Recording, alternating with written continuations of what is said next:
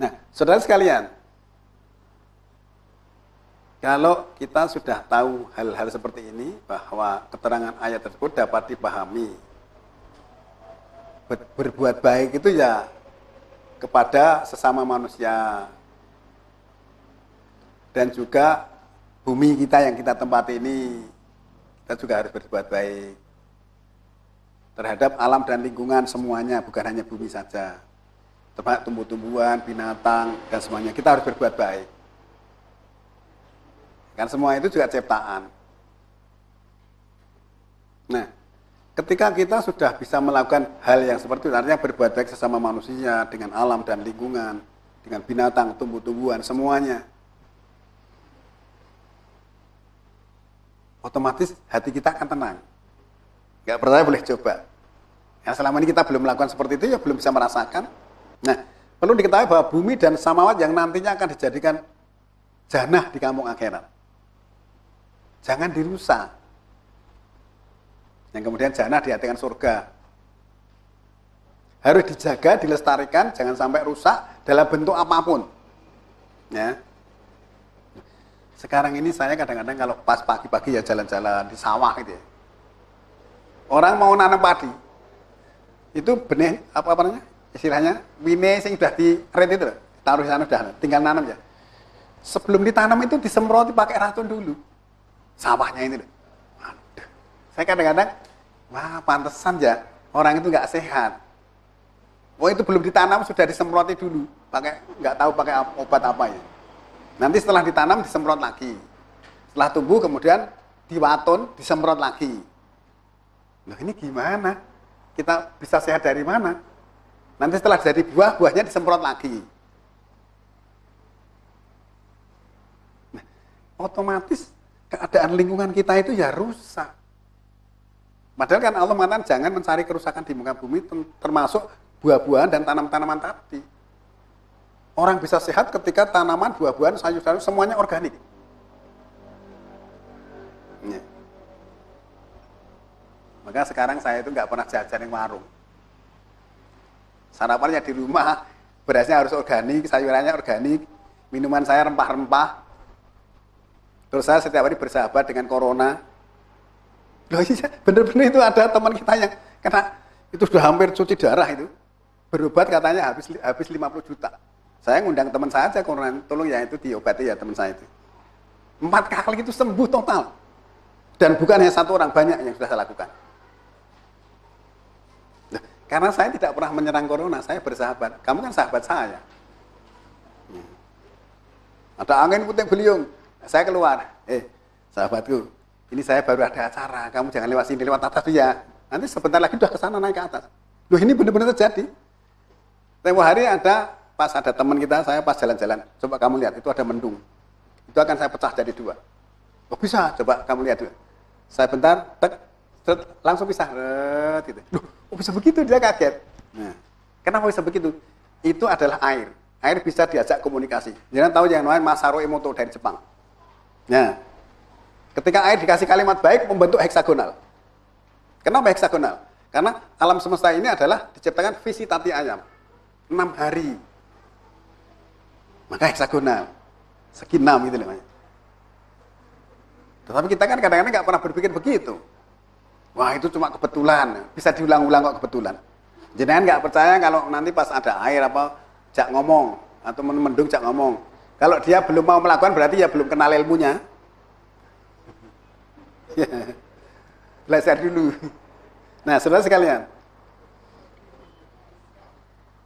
perlu diketahui bahwa kenapa Allah selalu berpesan jangan merusak bumi. Bumi yang kita tempati ini adalah bagian dari solar system kita. Kalau diurutkan dari bawah, Merkuri, Venus, Bumi, Mars, Jupiter, Saturnus, Uranus, Pluto. Masih ada satu lagi yang di atasnya. Setelah kita paham tentang Isra Mi'raj, ternyata yang di atasnya namanya Sidratil Muntaha. Ya. Itu nanti diterangkan di dalam surat nomor 53 ayat 14 dan 15. Indah Sidratil Muntaha, indah Janatul Ma'wa. Ada jannah sebagai tempat tinggal.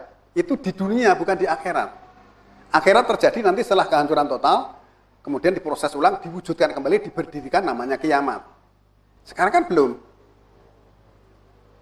Saya pernah tanya teman saya seorang pinter lah, sekolahnya di luar negeri. Pak, aku minta tolong. Kalau nanti hari kehancuran itu malaikat Israfil meniup trompet, terus nanti jagatnya hancur itu dalam proses perjalanan sampai endingnya seperti apa? Wah, saya juga nggak tahu, dia bilang gitu.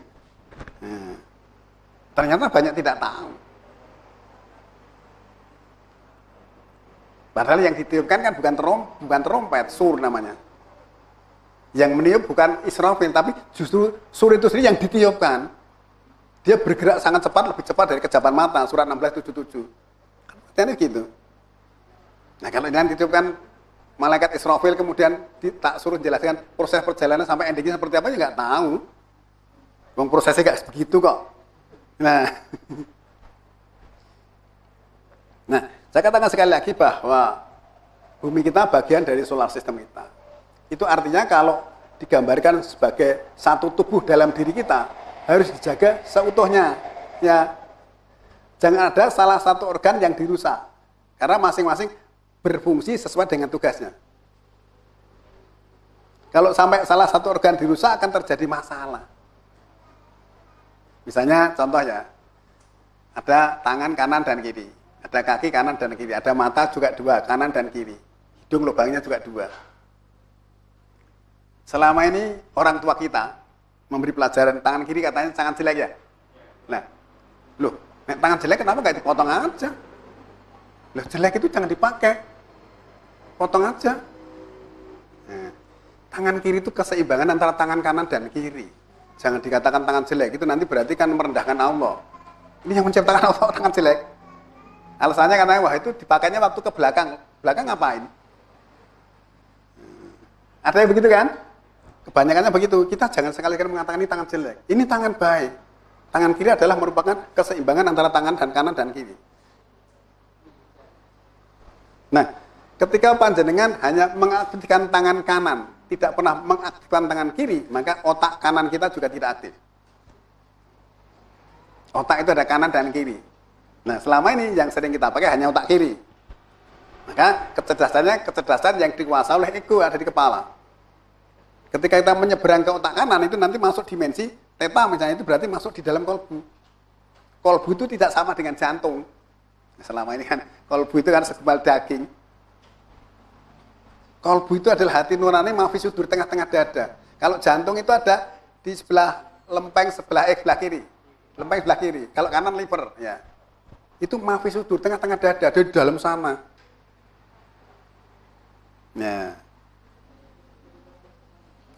tangan kiri itu juga berfungsi bagi kita. Jenengan misalnya, kalau ada orang yang minum pakai tangan kiri, wah itu nggak sopan. Itu hanya kata-kata orang kan. Tapi dia tidak tahu bahwa tangan kiri itu keseimbangan tangan kanan. Ketika penjalan mengaktifkan tangan kiri, berarti otak kanan kita juga akan aktif.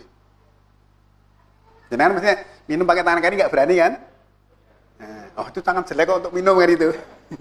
Ya, saya biasa aja minum tangan kiri untuk menyeimbangkan antara otak kanan dan kiri kita.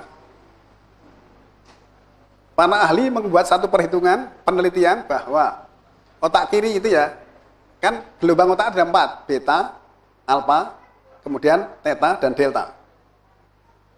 Gelombang yang paling tinggi itu beta. Kayak gini ini beta namanya.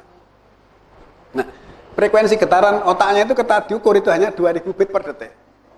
Setelah menyeberang ke otak kanan menjadi alfa dan masuk ke theta menjadi 400 miliar bit per detik. Kecepatannya sangat tinggi. Itu nanti terjadi keseimbangan dengan hati kita. Hati yang disebut kolbu tadi. Nah, selama ini kita kan hanya mengandalkan otak. Otak itu nanti dikuasai oleh ego. Nah, ego itulah nanti pusat kesombongan. Merasa hebat, merasa lebih benar. Merasa paling benar gitu. Ya. Ketika nanti disinkronkan dengan hati kita, kita akan tahu. Wah, ternyata saya banyak kekurangan, saya banyak kelemahan. Saya harus mengevaluasi diri saya, jangan mengevaluasi orang lain. Nah, kalau salah satu organ kita rusak, tentu saja kerjanya tidak maksimal. Kerjanya tidak maksimal.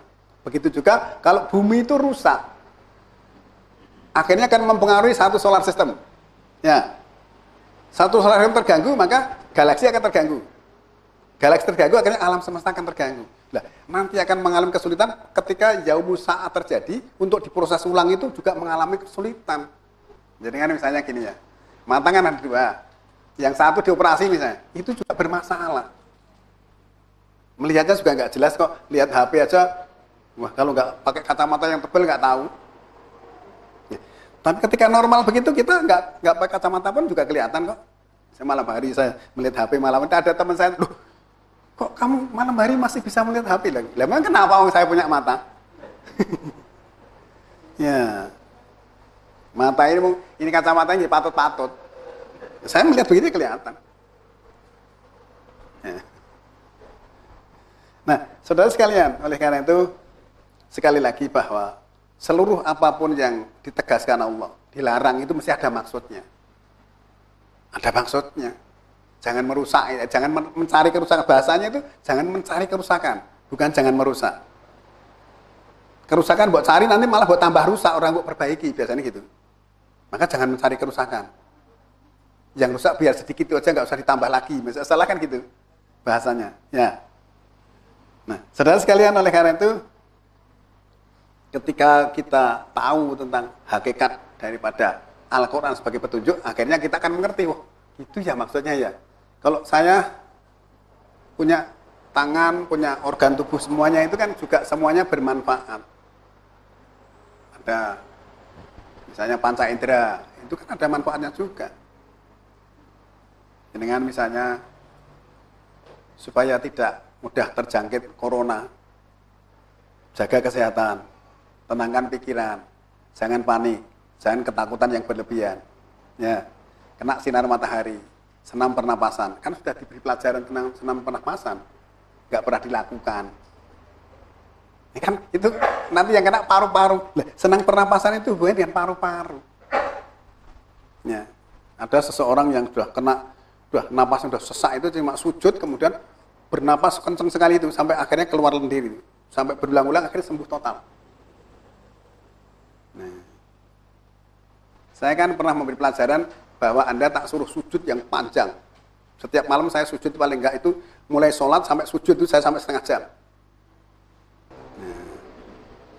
Saudara sekalian, mari kita betul-betul menyadari akan hal-hal yang berkaitan dengan petunjuk tadi. Sehingga Allah itu juga banyak memberikan informasi, tetapi di dalam surat kedua ayat 208 itu, coba jangan lihat dulu. Surat Al-Baqarah ayat 208 ya. Ya ayyuhalladzina amanu khulu fisilmi kafah wala tatabi'u khutuwati syaiton innahu lakum aduwwum mubin. Wahai orang-orang beriman, masuklah ke dalam Islam itu secara kafah, secara totalitas, secara keseluruhan. Gitu lah. Wala tatabi'u khutuwati syaiton, jangan mengikuti langkah-langkah setan. Innahu, sesungguhnya hu-nya kembali kepada setan, dia lakum bagi kamu adalah musuh yang nyata. Musuh nyata berarti konkret, bisa dilihat, berarti dia setan manusia. Setan itu kan musuh para nabi, terdiri setan manusia dan setan jin, surat 6, 112. Nah, selama ini kan setan itu makhluk halus. Setan itu bukan makhluk halus, tidak ada Allah menciptakan setan, nggak ada. Setan itu sifat yang dimiliki oleh manusia dan jin yang senantiasa mengganggu, menggoda, atau mencegah ajaran-ajaran Nabi. Ya. Sekali lagi, surat 6, 112. Nah, kalau diteliti, sebenarnya kita ini belum masuk Islam itu secara kafah. Apa buktinya? Kita lihat surat 30 ayat 30. Nah, sudah secara kafah tidak mungkin Allah mengingatkan seperti ini.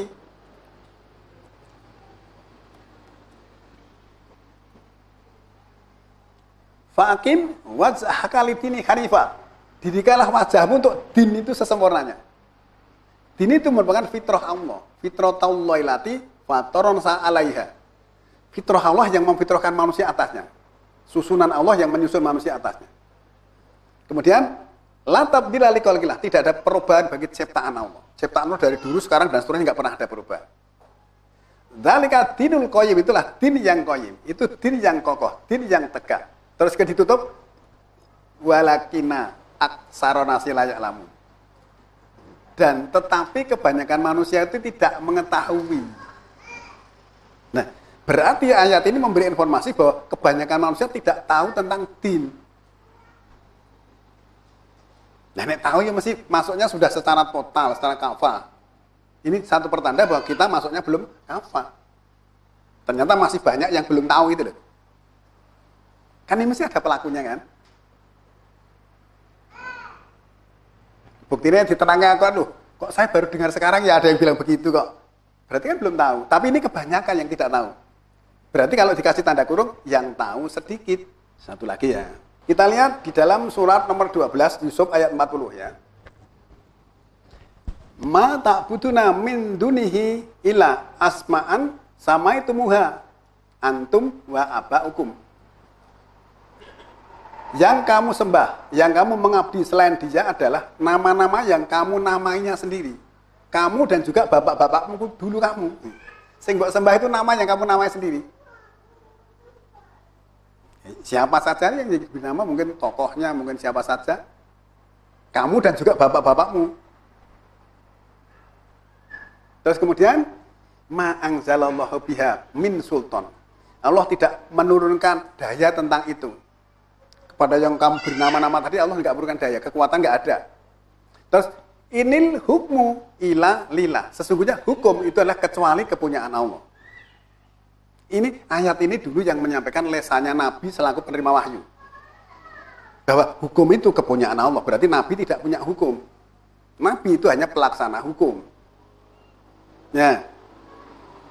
Terus amaro ala ta'budu ila iya. Di sini kan satu penegasan.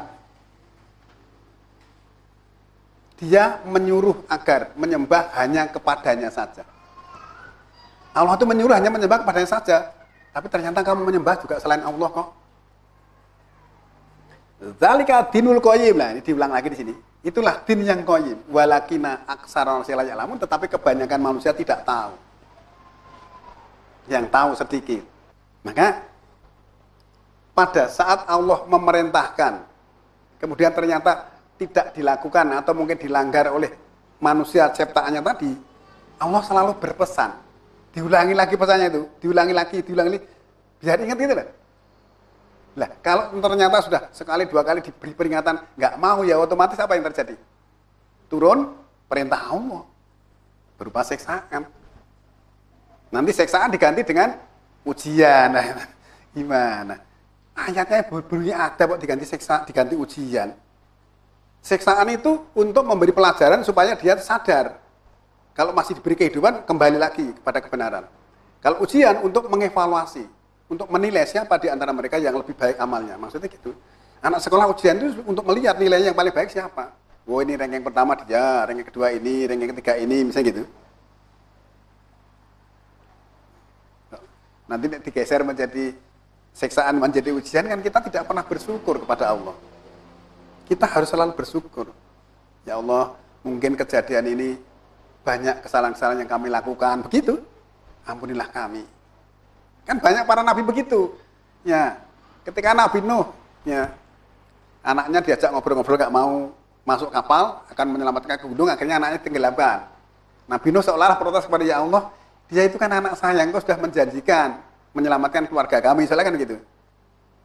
Terus Allah menjawab, Nuh, memang itu anakmu, tapi dia bukan keluargamu karena amalnya tidak soleh.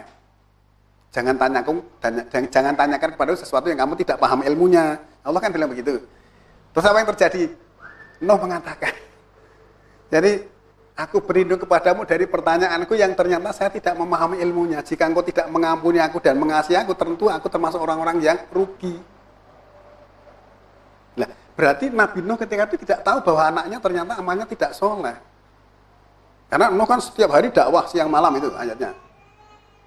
Di rumah anaknya ya kelihatannya bagus. Ya. Begitu juga istrinya. Ya. Istrinya kan juga terkena juga kan. Istrinya Nuh dan istrinya Lot. Nah, ketika kita melihat ini perintah Allah begini, sudah diberitahu, terus kemudian masih melakukan pelanggaran, diulangi lagi di tempat lain.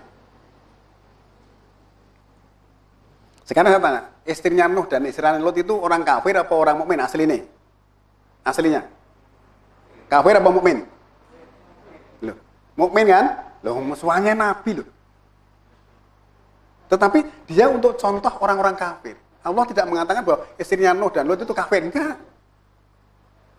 Ya. Ayatnya kan bunyi dzaraballahu masalan. Allah mencontohkan permisalan atau perumpamaan.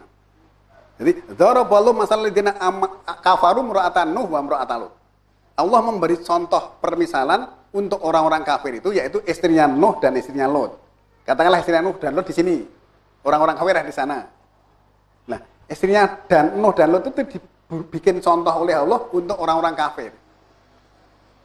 Ya, karena tahta abdani min badina solihah ini, kedua perempuan ini berada di bawah bimbingan kedua hamba-hambaku yang soleh karena suaminya Nabi. Fakonatahuma, tapi keduanya berkhianat. Malam yukdaan huma minawai saya, maka suaminya tadi tidak bisa membantu sedikit pun tentang sesuatu dari Allah. Juga bisa menolong itu karena itu keputusan Allah. Terus kemudian kan wakilat kulan naro ma'antakid, masuklah ya, di sini kan di sini masuklah bersama orang-orang yang masuk ke dalam nar itu. Nah, aslinya dia kan bukan kelompoknya dia, tapi untuk contoh bahwa nanti kamu perilakunya seperti istrinya Nuh dan Lut itu ya seperti orang kafir masuknya nar, maksudnya gitu. Ya, bisa ditangkap. Nah, sebaliknya Allah memberi contoh istrinya Fir'aun itu yang sebenarnya Fir'aun mengaku raja. Sekarang Fir'aun mengaku raja, istrinya mukmin enggak awalnya? Tidak kan? Tapi dicontohkan untuk orang-orang mukmin. Ya, 66 ayat 10 dan ini 11. Dzaraballahu masalal ladzina amanu imra'ata fir'auna id qalat rabbibni li indaka baitan fil jannah. Allah mencontohkan perumpamaan untuk orang-orang mukmin itu, yaitu istrinya Fir'aun. Istrinya Fir'aun dari sini, orang mukmin dari sini. Id qalat rabbibni li indaka baitan fil jannah. Ketika dia berdoa kepada ya Allah, buatkan kami sebuah rumah di jannah, di surga. Wa najini min fir'auna wa amali, dan selamatkan kami dari Fir'aun dan perbuatannya. Ini kan istrinya Fir'aun. Dan selamatkan kami dari kaum yang dolim itu. Nah, dia masuk jannah. Nah, orang seperti inilah yang disebut husnul khatimah. Orang sah didoakan, husnul khatimah itu masuk jannah kok. Gimana? Ya. Nah, kita harus bisa memahami pengertian seperti itu. Orang yang mukmin malah dicontoh untuk orang kafir karena perlakuannya seperti orang kafir. Yang suaminya mengaku Tuhan malah dicontohkan untuk orang mukmin karena sikap dan perilakunya mengikuti ajarannya Nabi Musa. Nah, beriman jangan Nabi Musa dengan sekarang sama nggak? Nah, maksud ajarannya beda. Surganya juga sama, nanti narnya juga sama. Ya. Nah, saudara sekalian, oleh karena itu, kalau kita melihat contoh ayat ini tadi kan, saya katakan tadi, Allah itu maha pengasih dan maha penyayang. Maha mulia lagi maha bijaksana. Ya. Maha pengampun. Nah, kalau Allah tidak maha pengampun, ini awak dewe dintek adik ben mas. Loh, yang pentalit seperti itu. Ya. Udah begini-begini itu Anda ini baleni lagi, mengulang lagi. Nah. Karena Allah maha pengasihnya, siapa tahu nek sesuk sadar. Nek ora sadar ya berarti masih pingsan nggak apa-apa gitu. Lah, Nabi Musa itu suruh mendatangi Fir'aun itu cuma mengatakan kalimat yang lemah lembut. Siapa tahu nanti dia menjadi sadar kemudian takut gitu. Nah, ternyata enggak juga ya ditenggelamkan. Itu endingnya begitu, tapi dari siksaannya yang ringan dulu, agak berat, akhirnya yang terberat dibinasakan. Biasanya begitu. Ya. Saudara sekalian, ketika kita melihat ayat-ayat itu kan istilahnya manusia itu pasang surut, nih bonangi. Di sini ya nanti berapa hari lagi udah balelo. Tahu nggak balelo? Kan kasihan, ngaji sudah bertahun-tahun sudah paham kok balelo akhirnya mengundurkan diri. Nabi itu diperangi dari Mekah sampai Madinah, perang itu ya nggak pernah mengundurkan diri dari Nabi. Ya nggak pernah. Masih taat pada Allah. Gitu lah. Wah, aku wis ngasih nyatane yo ekonomi yo rekoso terus ngono iki. Itu tidak ada hubungannya. Nah, saudara sekalian, kembali kepada masalah perintah Allah itu selalu berbuat baik karena memang Allah sendiri tidak pernah menurunkan kejahatan. Jangan perhatikan surat An-Nisa surat 4 ayat 79 dan 80. Ma asobaka min hasanatin wa minallah. apapun yang menimpa kamu dari kebaikan, maka itu dari Allah. Nah, setiap manusia ditimpa kebaikan itu semua itu dari Allah. Wa ma asobaka min sayatin fa min nafsik. Dan apapun yang menimpa kamu dari kejahatan itu dari dirimu sendiri. Nah, berarti kan kalau kita kena musibah, kan ditimpa kejahatan itu karena perbuatan tangan manusia sendiri, bukan karena Allah gitu. Itu hanya akibat daripada perbuatan itu, kemudian efeknya seperti itu. Jenengan sudah dikasih peringatan. Di jalan raya itu ada polisi tidur. Artinya ditulis jangan ngebut, nanti ngebut benjut, ada yang tulisan gitu. Tapi ternyata ngebut, setelah jatuh jangan menyalahkan Pak Polisi. Wah, ini Pak Polisi gini karena nggak mau jaga saya. Nah, itu polisi tidur yang jaga kamu. Ya, contohnya begitu. Maka di sini ma asobaka min hasanatin fa minallah wa ma asobaka min sayyatin fa min nafsik. Kalau kejahatan menimpa kamu dari dirimu sendiri. Kemudian wa arsalnaka linnasi rasula wa kafa billahi syahida. Nah, kami mengutus engkau selaku rasul untuk manusia dan cukuplah Allah sebagai saksi atau pemberi bukti. Rasul itu juga tidak memerintahkan kejahatan, hanya menyampaikan berita ini tadi.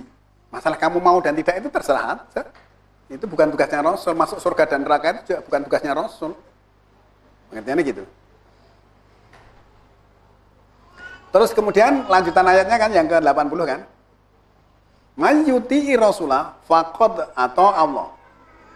Wa man tawalla fama arsalnaka alaihim hafidha. Siapa yang mentaati Rasul, maka sungguh dia telah mentaati Allah. Dan siapa yang berpaling, artinya tidak taat tadi, maka tidaklah kami mengutusmu sebagai penjaga atas mereka.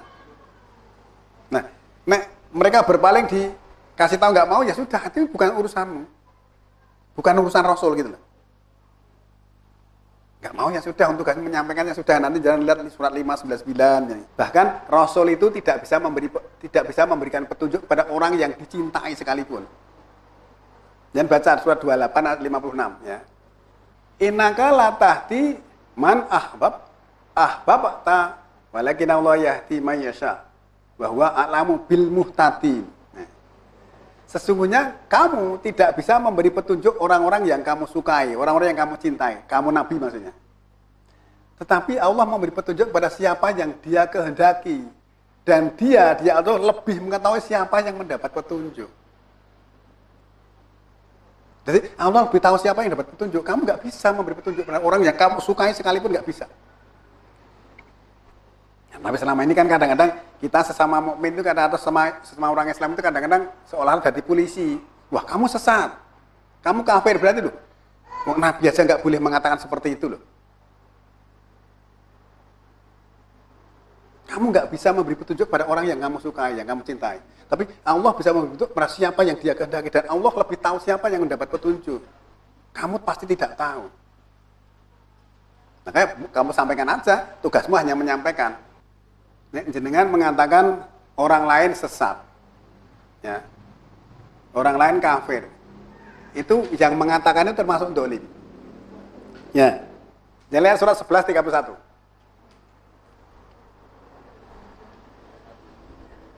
Wala aqulu lakum indi khazainullah, dan aku tidak mengatakan padamu bahwa padaku ada perbendaharaan Allah. Ini yang mengatakan Nabi Nuh. Wala a'lamul ghaibah, dan aku juga tidak tahu hal-hal yang gaib. Wala aqulu ini malak, dan aku tidak mengatakan bahwa aku ini malak. Malak itu artinya penguasa. Ya. Nek orang Jawa itu, dulu orang tua kita kan malak itu kan menguasai. Misalnya ada makanan, misalnya jeruk lah. Jeruk 10, ngambilnya 8. Wah, le kowe aja malak-malak gitu. Ya, malak itu menguasai. Nah, Nabi juga bukan malak, bukan penguasa. Wala aqulu lilladina dari ayunukum la yu'tiyahumullahu khaira. Dan juga aku tidak mengatakan untuk orang-orang yang kamu pandang hina, menurut penglihatan itu hina, bahwa mereka tidak akan didatangkan kebaikan dari Allah.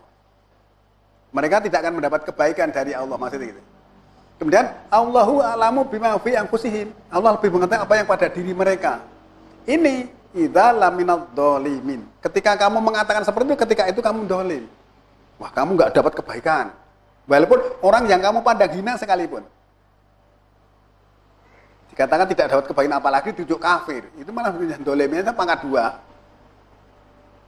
Kita tidak boleh mengatakan apapun kepada orang lain. Karena seluruh apapun tadi, inil hukmu ilallah. Bahwa hukum itu adalah kepunyaan Allah. Kan gitu pengertiannya. Ya.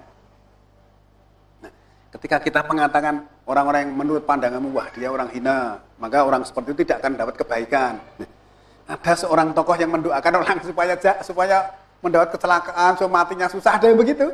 Saya kemarin baca nih, Gon, jalan raya. Sebenarnya ini orang berdoa kok kayak gitu ya? Supaya matinya sulit, supaya rezekinya susah. Kalau sakit tidak mudah sembuh, ini gimana? Jadi pernah baca itu di jalan raya itu. Saya terkejut juga kemarin. Masya Allah. Kok seolah dia kayak wakilnya Allah. Kita tidak boleh mengatakan apapun. Allah lebih tahu tentang yang mendapat petunjuk. Ya. Kalau kita mengatakan seperti itu, ketika itu kamu dolim. Tapi banyak orang yang tidak tahu. Satu pertanda bahwa masuknya Islam belum secara kafah. Kalau kafah mesti tahu, itu nggak berani berdoa begitu. Bagi orang Islam itu ngomong menyinggung orang lain sedikit aja kadang-kadang sampai berhari-hari itu masih ingat terus. Waduh, kemarin saya begitu, nanti jangan-jangan dia nggak enak gitu loh. Akhirnya telepon, Mas, aku minta maaf ya, kemarin ternyata saya keliru loh. Saya gitu loh. Orang yang punya kesadaran harus begitu. Wah, mosok saya suruh minta maaf lah. Mosok saya lah, kamu itu siapa memang? Ya, saudara sekalian, dari beberapa hal ini tadi kan bisa kita pahami bahwa ayat ini tadi 4, 7, 9, dan 80 itu memberitahukan kepada manusia bahwa apapun yang menimpa manusia dengan kebaikan itu dari Allah, semuanya dari Allah. Tapi kalau kejahatan dari dirinya sendiri. Dan Rasul diutus itu hanya menyampaikan. Masalah kamu mau mentaati apa tidak juga tidak terlalu penting. Kalau tidak kan nanti urusannya dengan Allah bukan dengan Rasul. Pengertiannya gitu.